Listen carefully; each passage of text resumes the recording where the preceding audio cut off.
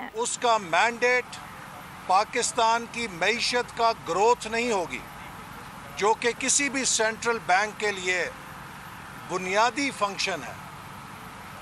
اسی طرح IMF کے کہنے پر اس حکومت نے 700 ارب روپے کے ٹیکسز آرڈیننس کے ذریعے نافذ کر دیے ہیں، اور آپ کو معلوم ہے کہ میں نے یہ ایشو قومی اسمبلی میں اٹھایا اور حکومت کے کسی وزیر کے پاس کوئی جواب نہیں تھا کہ آئین کا آرٹیکل 73 1 اور 2 واضح طور پہ یہ کہتا ہے کہ کوئی ایسا قدم جس میں ٹیکس لگائے جائیں، ٹیکسوں کی چھوٹ دی جائے، ختم کی جائے، یا کوئی بھی ایسا قدم جس کا مالیاتی امپیکٹ ہو، فائنینشیل امپیکٹ ہو، وہ منی بل کہلاتا ہے۔ اور منی بل صرف اور فقط قومی اسمبلی کے اندر اوریجنیٹ کر سکتا ہے۔ اس حکومت نے آرڈیننس کے ذریعے 700 ارب کے ٹیکس لگا کے آئین کی دھجیاں بکھیری ہیں اور پارلیمنٹ کی دھجیاں بکھیر دی ہیں۔ انہوں نے پاکستان کے آئین پہ عمل درآمد کا اختیار بھی IMF کو دے دیا ہے کہ IMF اس چیز کا فیصلہ کرے گا کہ پاکستان کے مالیاتی بل یا منی بل پارلیمنٹ کے ذریعے منظور ہوں گے، قومی اسمبلی کے ذریعے منظور ہوں گے، یا آرڈیننس کے ذریعے منظور ہوں گے۔ تو وہ روایات جو پاکستان کو 70 سال سے موجود ہیں، اس حکومت نے بھی اس سے پہلے 2 دفعہ منی بجٹ قومی اسمبلی میں پیش کیا ہے۔ یہ جب بھی منی بجٹ لاتے تھے وہ قومی اسمبلی میں لے کر آتے تھے، اس لیے کہ آئین کے آرٹیکل 73 کے تحت جو بھی منی بل ہوگا وہ نیشنل اسمبلی سے اوریجنیٹ کرے گا۔ تو اب اس حکومت نے پاکستان کے آئین، پارلیمنٹ اور مفادات سے کھیلنا شروع کر دیا ہے، صرف اس لیے کہ یہ اپنے ٹوٹے ہوئے ناکارہ شپ کو افلوٹ رکھنا چاہتے ہیں۔ یہ چاہتے ہیں کہ ان کی حکومت کی کشتی جس میں چھید ہو چکے ہیں، یہ کسی نہ کسی طور پہ تیرتی رہے، اس کے لیے چاہے پاکستان کے کسی بھی مفاد کا سودا کرنا پڑے۔ اب اس حکومت نے کشمیر کی جد و جہد آزادی کا بھی $1 ارب کے رول اوور میں سودا کر دیا ہے۔ ایک دوست ملک کے ذریعے جو سفارتکاری کی گئی، اس میں کشمیر کو پس پوش ڈال دیا گیا، اور اب وہی بھارت کی حکومت جس کے بارے میں کل تک ہمیں تانے ملتے تھے، جس کے بارے میں عمران خان صاحب قومی اسمبلی میں کھڑے ہو کے لیکچر دیا کرتے تھے کہ یہ وزیر اعظم مودی ہٹلر ہے، یہ ہندوتوا آئیڈیالوجی جو ہے ایک زہر ہے، اور ہم کو یہ بتایا کرتے تھے کہ بھارت کس طرح مسلمانوں کی نسل کشی کر رہا ہے، ہمیں لیکچر دیا کرتے تھے کہ کس طریقے سے بھارت میں انتہا پسندی آ گئی ہے۔ تو میں جاننا چاہتا ہوں کہ اب یکا یک بھارت سے کپاس اور اناج درآمد کرنے کی سمریاں ہوائی رفتار سے چل پڑی ہیں، ہواؤں نے رخ بدل لیا ہے، تو کیا بھارت نے آرٹیکل 370 میں جو ترمیم کر کے کشمیر کو اینیکس کیا تھا وہ قدم واپس لے لیا ہے؟ کیا بھارت نے کوئی ایسا کنسیشن دیا ہے جس کے عوض ایک دم حکومت پاکستان جو ہے اب بچھی جا رہی ہے؟ یہ چیزیں ظاہر کرتی ہیں کہ اس حکومت کے پاس کوئی صلاحیت نہیں ہے قومی مفاد کو دیکھنے کے لیے، ملک کے مفاد کو دیکھنے کے لیے۔ آج یہ اپنی ناکامی، اپنی نااہلی کی قیمت پاکستان کے مفادات سے وصول کر رہی ہے، جو 22 کروڑ عوام جس کی قیمت ادا کر رہے ہیں۔ لہٰذا یہ حکومت جو 3 سالوں میں 3 وزیر خزانہ بدل چکی ہے، درجنوں اور وزیر بدل چکی ہے، جس وزیر اعظم کو یہ نہیں پتہ کہ معیشت کیسے چلانی ہے، جس وزیر اعظم کو یہ نہیں پتہ سیاست کیسے چلانی ہے، جس وزیر اعظم کو یہ نہیں پتہ خارجہ پالیسی کیسے چلانی ہے، میں حیران ہوں کہ اس وزیر اعظم کے ہاتھوں میں ایٹمی طاقت پاکستان کی ڈرائیونگ سیٹ دی ہوئی ہے۔ اس وزیر اعظم کے ہاتھوں میں جو نااہل ہے، نا تجربہ کار ہے اور ناکام ترین ثابت ہو چکا ہے، وہ ایٹمی ملک پاکستان کی ڈرائیونگ سیٹ پر کیسے بیٹھا ہے؟ پاکستان کے عوام نے نہیں بٹھایا، جنہوں نے بھی بٹھایا ہے ان سے میں سوال ضرور کرنا چاہتا ہوں کہ اس ملک نے آپ کا کیا بگاڑا تھا کہ ایک ہنستا بستے ملک کو اجاڑ کے رکھ دیا ہے۔ 5.8% سے ترقی کرتی ہوئی معیشت کو ورلڈ بینک نے کہا ہے کہ اس سال 1.3% سے ترقی کرے گی، بھارت 11.5% پہ ترقی کرے گا، بنگلہ دیش 6% پہ ترقی کرے گا، جنوبی ایشیا کا ہر ملک ہم سے تیز ترقی کرے گا۔ آخر کیوں؟ پاک عوام نے اس ملک میں کس کا کیا بگاڑا تھا کہ یہ ترقی کا سفر پاکستان کے عوام سے چھین کر یہ نالائق حکمران مسلط کر دیے گئے ہیں؟ وہ سی پیک اگر مسلم لیگ نون کی حکومت کو نہ ہٹایا جاتا، زبردستی دھاندلی کے ذریعے ہمیں اقتدار سے دور نہ کیا جاتا اور ان پالیسیوں کے تسلسل کو ختم نہ کیا جاتا، تو آج $100 ارب سی پیک کے ذریعے پاکستان میں سرمایہ کاری ہو چکی ہوتی۔ اسپیشل اکنامک زونز میں اربوں ڈالر کے منصوبے آ چکے ہوتے، لیکن آج 3 سال کے بعد بھی ہم وہیں کھڑے ہیں جہاں مسلم لیگ نون چھوڑ کر گئی تھی۔ پاکستان میں سیاسی عدم استحکام پیدا کر دیا گیا، پاکستان میں سی پیک دشمن حکومت لے آئی گئی۔ اس کا فائدہ کس نے اٹھایا؟ اس کا فائدہ ہمیں خوشی ہے کہ ایران ہمارا برادر ملک ہے۔ آج ایران میں $400 ارب کا چین اور ایران کا سی پیک چل پڑا ہے، ہمیں خوشی ہے اس کے اوپر، چونکہ اگر ہمسایہ ترقی کرے گا وہ بھی ہماری اپنی ترقی ہوتی ہے۔ ہم اس ویژن کے اوپر یقین رکھتے ہیں، لیکن پاکستان کا نقصان کر دیا گیا ہے سیاسی عدم استحکام پیدا کر کے، اینٹی ڈیولپمنٹ پالیسیز والی حکومت کو لا کر، پولیٹیکل پولرائزیشن کو لا کے، انکمپیٹنس کو لا کے پاکستان کا وہ خواب، پاکستان کی وہ ترقی جو سی پیک سے پیوستہ تھی، اس کو ریزہ ریزہ کر دیا ہے۔ کون اس کا جواب دے گا؟ یہ سی پیک ہمارے نوجوانوں کا منصوبہ تھا، جس نے نوجوانوں کے لیے لاکھوں روزگار پیدا کرنا تھا، اس سی پیک کو تباہ و برباد کر دیا گیا ہے۔ 3 سالوں میں صرف ایک کامیابی آئی ہے کہ جی سی پیک اتھارٹی بن گئی ہے۔ سی پیک اتھارٹی نے کیا کیا ہے؟ ہم نے سی پیک اتھارٹی $29 ارب کی سرمایہ کاری 3 سالوں میں لگا کے بنیاد رکھ دی تھی۔ وقت تھا کہ اس $29 ارب کے اوپر مزید سرمایہ کاری آتی، بزنس ٹو بزنس انویسٹمنٹ آتی، اسپیشل اکنامک زون پھلتے پھولتے۔ آج 3 سالوں میں ایک بھی اکنامک زون یہ مکمل نہیں کر سکے۔ کون ذمہ دار ہے؟ اسی طرح ورلڈ بینک نے پاکستان کو افغانستان کے ہم پلہ قرار دیا ہے ویکسینیشن کے پروگرام کے اوپر۔ ایٹمی ملک پاکستان، اتنی بڑی صلاحیت، اور اپنے عوام کے دفاع میں، اپنے عوام کو بچانے کے لیے ہماری صلاحیت افغانستان جیسے انڈر ڈیولپڈ ورلڈ کے ملک کے برابر ہے۔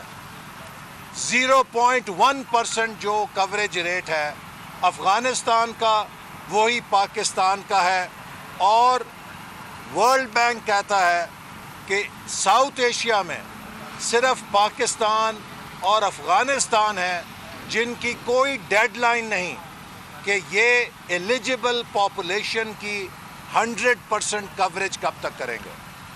پاکستان میں جتنی ویکسینیشن ہو رہی ہے اس کے لیے ہم برادر دوست ملک چین کے شکر گزار ہیں۔ اگر چین یہ عطیہ نہ دیتا تو پاکستان کے ہیلتھ کیئر ورکرز، پاکستان کے 60 سال سے زیادہ عمر کے افراد سب کرونا کے رحم و کرم کے اوپر ہوتے ہیں۔ یہ چین کی پاکستان دوستی ہے کہ جس سے آج ہمارے ڈاکٹرز، نرسز اور سینئر سٹیزنز اور 60 سال کی عمر سے زیادہ کے لوگ ویکسینیشن کروا رہے ہیں۔ حکومت پاکستان نے ابھی تک $1 کی ویکسینیشن پروکیور نہیں کی ہے، بلکہ پاکستان دنیا کا واحد ملک ہے جو کرونا ویکسین کے اوپر کاروبار کی اجازت دے رہا ہے۔ اپنے من پسند لوگوں کو ویکسین امپورٹ کرنے کی اجازت دی گئی ہے اور انہیں عوام کی بیماری کے اوپر اربوں روپے کمانے کا لائسنس دیا گیا ہے۔ یہ حکومت نہایت بے شرمی کے ساتھ کرونا کی بیماری پر بھی کاروبار کرنے کی اجازت دے رہی ہے، جبکہ دنیا کے سب ملک اپنے عوام کو بچانے کے لیے اپنے بجٹ سے لوگوں کو ویکسین فراہم کر رہے ہیں۔ اگر ایک ملک اپنے عوام کو یہ بنیادی سہولت بھی نہیں دے سکتا تو اس کو ٹیکس اکٹھا کرنے کا حق حاصل نہیں ہے۔ اگر پاکستان کے وہ عوام جو ٹیکس ادا کرتے ہیں انہوں نے کرونا ویکسین بھی اپنی جیب سے خرید کے لگانی ہے تو پھر وہ پاکستان کو کس بات کا ٹیکس دیتے ہیں؟ لہٰذا آج یہ حکومت پاکستان کو تباہ کرنے پہ تلی ہوئی ہے۔ انہوں نے اسی طرح ایک اور چیز جو میں آپ کو بتانا چاہتا ہوں کہ عمران خان ہر تقریر میں قرضے قرضے قرضے، میں پھر یہ بات پاکستان کے عوام کو بتانا چاہتا ہوں، ہم نے اگر 5 سالوں میں 10,000 ارب روپے کا قرضہ لیا، اس کے عوض 11,000 میگا واٹ بجلی کے منصوبے لگائے، 2,000 کلومیٹر موٹر ویز بنائیں، لاہور سے ملتان، ملتان سے سکھر، حیدرآباد سے کراچی، ایبٹ آباد حویلیاں سے تھاکوٹ، اسی طرح گوادر سے کوئٹہ، گوادر سے خزدار رتو ڈیرو، گلگت بلتستان، مغربی روٹ ڈیرہ اسماعیل خان سے ہاکلا تک، چپے چپے پر پاکستان میں ترقی کے منصوبے ہمارے ان قرضوں کی گواہی دے رہے ہیں کہ ہم نے جو قرضے لیے ان سے عوام کی خدمت کی اور ترقی کے منصوبے بنائے۔ عمران خان نے 2.5 سالوں میں ہمارے 5 سال کے دور سے زیادہ قرضے لیے ہیں، اور کس چیز کے اوپر لگائے ہیں؟ خسارہ پورا کرنے کے لیے، چونکہ وہ ٹیکس میں اضافہ نہیں کر سکے۔ اور اگر آج وہ قرضوں کی ادائیگی زیادہ کر رہے ہیں، بڑا عمران خان دیکھو وہ اتنا قرضہ ادا کرتے تھے، میں اتنا قرضہ ادا کر رہا ہوں۔ Mister Imran Khan, you are paying more in debt servicing because your government doubled policy rate۔ آپ کی حکومت نے شرح سود کو دگنا کر دیا تھا، اس لیے آپ کی حکومت پہ قرضوں کی ادائیگی کا بوجھ بھی دگنا ہوا ہے۔ یہ پچھلوں کا قصور نہیں ہے، یہ آپ کی نالائکی اور آپ کے غلط اقتصادی فیصلوں کی قیمت ہے جو آج پاکستان ادا کر رہا ہے۔ آپ بتائیے، ہمارے دور میں ورلڈ بینک نے کہا ہے 74% تھا debt to G D P ratio, آج 94% ہو چکا ہے debt to G D P ratio. یہ 20% ڈیٹ جو آپ نے بڑھایا ہے، اس سے پاکستان میں کون سی اینٹ لگائی ہے؟ آج ہی اخبارات میں چھپا ہے کہ دیامیر بھاشا ڈیم اور مون ڈیم کے لیے جو 240 ارب روپے وابڈا کو ادا کرنے ہیں حکومت نے ایز ایکوٹی، وہ بھی ادا نہیں کر سکے ہیں۔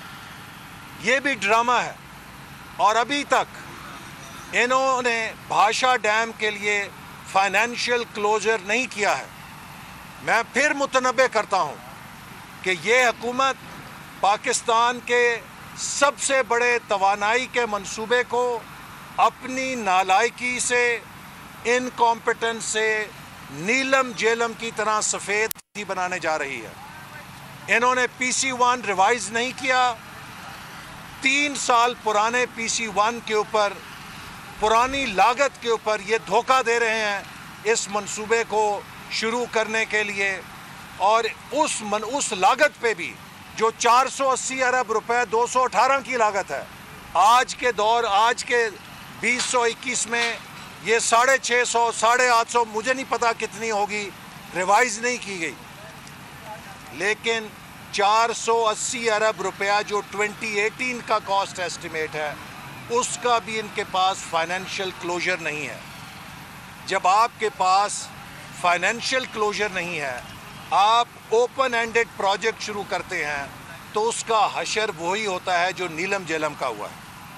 تو اس لیے یہ حکومت اب پاکستان کے لیے خطرہ بن چکی ہے، اور میں یہ بات اعتماد کے ساتھ اور دعوے کے ساتھ کہہ سکتا ہوں، اگر یہ اسی طرح سلسلہ جاری رہا تو 2023 میں جو پارٹی الیکشن جیتے گی وہ حکومت میں بیٹھنے کی بجائے اپوزیشن میں بیٹھنے کو ترجیح دے گی، چونکہ اس تباہ کاری کے عوض کوئی حکومت پتھر کھانے کے لیے تیار نہیں ہوگی۔ اگر ہم نے پاکستان کو بچانا ہے، اس کا ایک ہی راستہ ہے کہ ان نالائکوں کو سے جان چھڑائی جائے، آزاد منصفانہ الیکشن کیا جائے، اور اس ملک کو عوام کی حقیقی نمائندہ، اہل، کیپیبل حکومت دی جائے جو ملک کے معاشی مسائل کو پرائیویٹ سیکٹر کے ساتھ مل کر، سب سٹیک ہولڈرز کے ساتھ مل کر، ایک نیشنل سپیرٹ میں، ایک نیشنل چارٹر آف اکانومی کے سپیرٹ میں اس ملک کو دوبارہ اپنے پیروں پہ کھڑا کر سکے۔ یہ حکومت انکلوسیو گورننس کی لائق نہیں ہے۔ یہ وزیر اعظم ذہنی طور پہ بیمار ہے، یہ نفرت سے بھرا ہوا ہے، یہ نارسسسٹ ذہن کو علامت کرتا ہے کہ جو اپنی خود ستائش میں، اپنی خود نمائی میں، اپنی خود بڑائی میں کسی اور کا وجود تسلیم کرنے کے لیے تیار نہیں ہے۔ اس طرح کا ذہن پاکستان کو نہ چلا سکتا ہے، نہ درست کر سکتا ہے۔ اور آخر میں اسٹیبلشمنٹ سے بھی کہوں گا کہ وہ کہتے ہیں ہم سیاست سے دور ہو گئے ہیں، اللہ کرے کہ وہ دور ہو جائیں۔ 2018 میں جو کچھ ہوا ہے، ابھی بھی وقت ہے کہ اس پہ سجدہ سہو کر لیا جائے اور ملک کو اس بحران سے نکلنے کا موقع دیا جائے۔ اس حکومت کو جو صرف وینٹیلیٹرز کے ساتھ چل رہی ہے، اس حکومت کے وینٹیلیٹر اتارنے کا وقت آ گیا ہے، چونکہ اگر یہ حکومت وینٹیلیٹر سے نہ اتری تو خدا نہ خواستہ پاکستان کی ریاست وینٹیلیٹر پہ نہ چلی جائے۔ ہم نے پاکستان کی ریاست کو بچانا ہے اور اس ملک کو آئینی حکمرانی کے راستے پہ ڈالنا ہے۔ سب لوگ اپنا اپنا کام کریں۔ پاکستان کے جنرلز پاکستان کے سیکیورٹی کے خطرات اور بارڈرز کو دیکھیں، پاکستان کے ججز پاکستان کے نظام انصاف کو دیکھیں، اور پاکستان کی سیاست پاکستان کے سیاستدانوں اور پاکستان کے عوام کے لیے چھوڑ دی جائے۔ اگر ہر کوئی اپنا کام کرے گا تو یہ ملک 4-5 سالوں کے اندر दोबारा अपने पैरों पे खड़ा हो जाएगा। लेकिन अगर खुदा ना खास्ता ये नालायक, ये नाकाम सिर्फ अपनी 2018 की गलती का पहरा देने के लिए वेंटिलेटर पे चलाए गए, तो फिर जैसे मैंने कहा कि खुदा ना खास्ता ऐसा ना हो कि इस हुकूमत के वेंटिलेटर की जगह रियासत पाकिस्तान वेंटिलेटर पे चली। असर इकबाल साहब, ये बताइएगा कि पीडीएम का क्या मुस्तकबिल है? पीपल्स पार्टी जो है वो आज़ादाना तौर पर फैसले कर चुकी है, सेनेट में क्या हिकमत अमली होगी, इसको मेरा बताइए। देखिए, पीडीएम एक मंशूर है आइनी हुक्मरानी का। मुस्लिम लीग नून और बाकी जमातें उस मंशूर पे कारबंद हैं। हमारा किसी से झगड़ा नहीं है। हम सब कौमी इदारों की इज़्ज़त को बहाल करना चाहते हैं, और वो इज़्ज़त तब बहाल होगी कि जब हर इदारा अपने दायरे में काम करेगा और सब इदारे आइन के मुताबिक इश्तराक से पाकिस्तान को मजबूत करने के लिए काम करेंगे।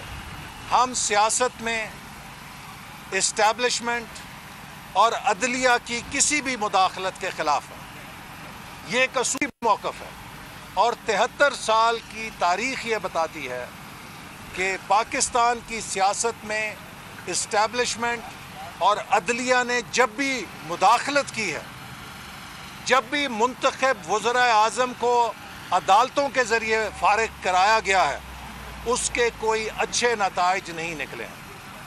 तो इसलिए वक्त आ गया है कि पाकिस्तान को एक बावकार मुल्क बनाने, एक मजबूत वफाक बनाने के लिए सब लोग अपने अपने दायरों में जाएं, अपना अपना काम करें, और ये मुल्क फले फूले।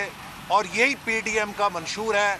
अगर पीपल्स पार्टी ने सेनेट में नया इंतखाबी इत्तेहाद बनाया है जिसमें जमात इस्लामी, एएनपी और बाप पार्टी को शामिल किया है, तो ये पीपल्स पार्टी की सवाबदीद है, ये उनकी चॉइस है।